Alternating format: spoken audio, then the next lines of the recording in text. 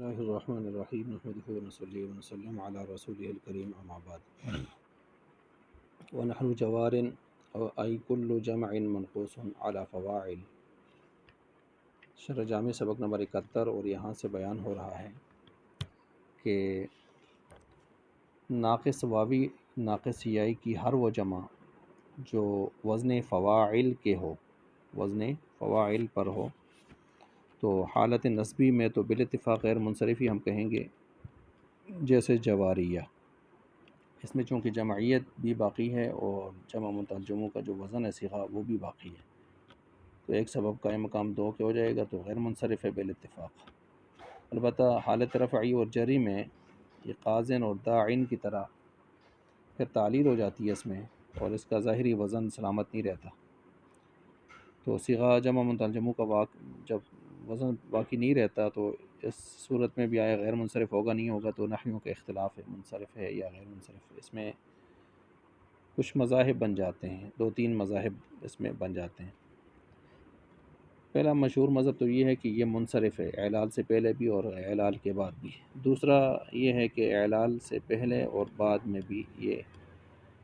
جو ہے اعلال سے پہلے یہ منصرف ہے اور اعلال کے بعد یہ غیر منصرف ہے۔ اعلال کے بعد کیا ہے؟ غیر منصرف ہے۔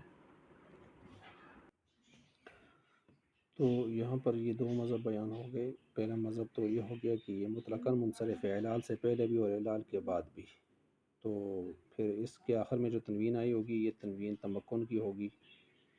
اور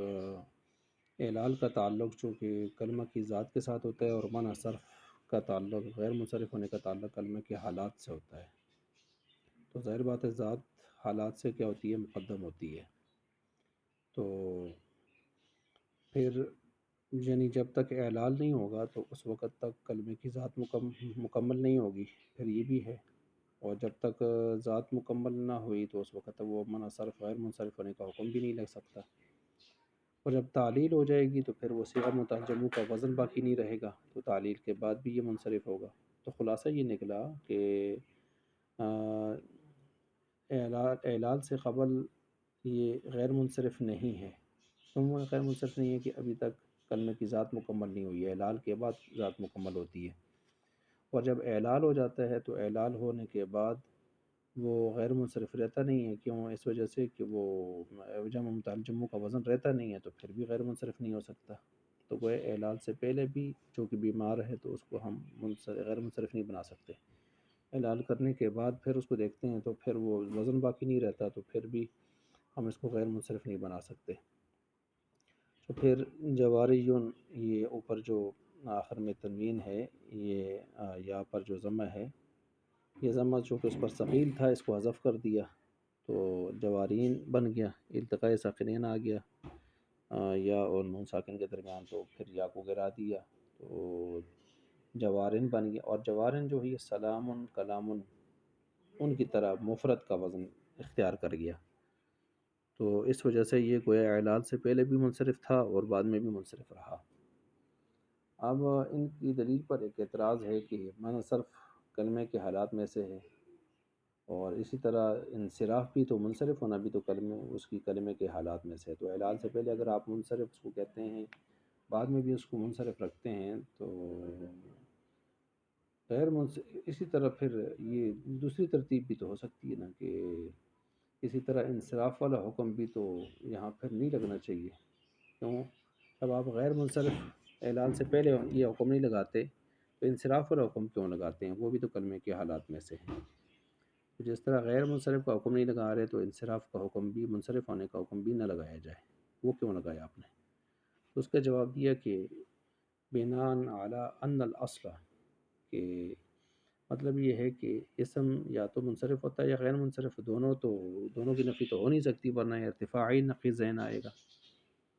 تو اس لیے اسماء میں چونکہ اصل انصراف ہے وہ تو ہوگا ہی ہوگا، لیکن انصراف سے اصل سے پھیرنے کے لیے پھر ہمیں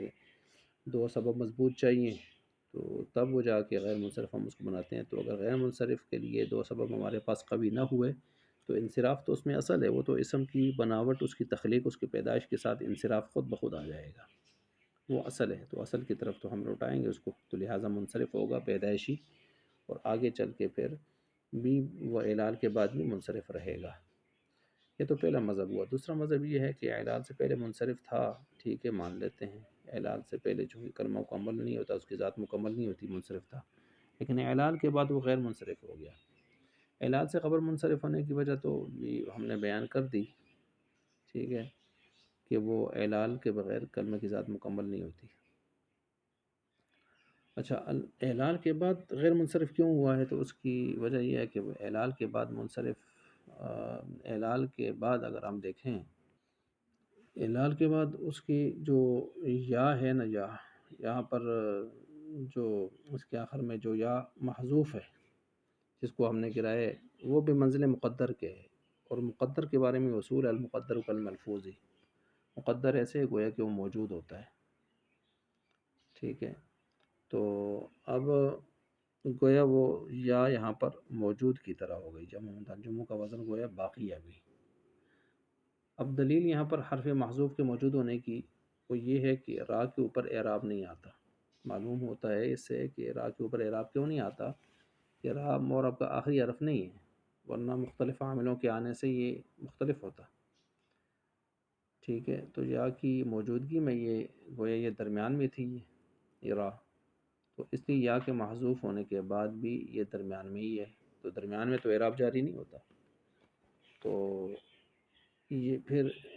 یہاں پر گویا آخر تو وہی یا ہے، اور وہ یا گویا مقدر ہے، اور مقدر موجود کی طرح ہوتا ہے، بمثل موجود ہوتا ہے، المقدر کالملفوظ ہے، تو لہٰذا اس کا اعتبار ہم کر لیں گے۔ جب کریں گے تو بعد میں کیا ہو جائے گا، وہ غیر منصرف ہو جائے گا۔ اچھا،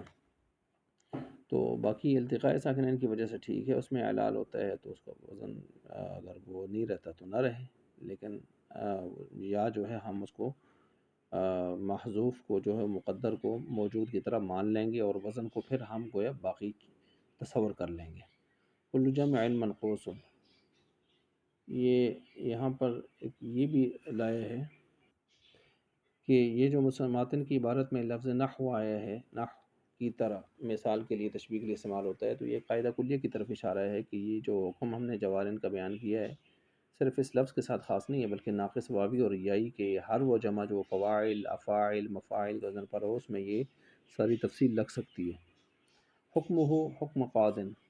یہ اس کا حکم قاضن کے حکم کی طرح ہے۔ اس کا سوال پیدا ہوتا ہے کہ جوارن اور قاضن کی طرح ہے، یہ جو آپ نے کہہ دیا جوارن قاضن کی طرح ہے، تو حالانکہ جوارن تو جمع ہے اور قاضن مفرد ہے، تو کس طرح اس کی طرح ہے؟ تو جواب دیا کہ تشبیہ یہاں ذات میں نہیں ہے، حکم میں ہے، کہ جوارن کا حکم جو تعلیل کے اعتبار سے لگتا ہے وہی ہے جو قاضن والا حکم ہے۔ بحسب صورہ، یہ بھی ایک سوال کہ دونوں کا حکم بھی ایک تو نہیں ہے، قاضن تو بالاتفاق منصرف ہے، اور جوارن وہ منصرف اور غیر منصرف ہونے میں اختلاف ابھی آپ نے نقل کیا، تو جواب دیا کہ یہ دونوں صورتاً ایک بن رہے ہیں۔ فی حذف الیاء، صورتاً بھی ایک جیسے تو نہیں ہے، جوار اور قاضی کے صورت میں فرق ہے، تو جواب دیا کہ قاضن کا وزن تو فاعل مانتے ہیں اور جوارن کا فواعن، لیکن یہاں جو اس کی طرح ہم نے کہا ہے تو اس کا مطلب یہ ہے کہ اس آخر میں یا کے حذف ہونے کے اعتبار سے جوارن قاضن کی طرح ہے، نہ کہ کسی اور صورت کے اعتبار سے یا کسی اور ترتیب سے، منصرف غیر منصرف ہونے کے اعتبار سے، صرف یا کے حذف ہونے کے اعتبار سے اس کی طرح ہے کہ یا آخر سے محذوف ہو جاتی ہے اور اس پر تنوین آتی ہے، اس اعتبار سے۔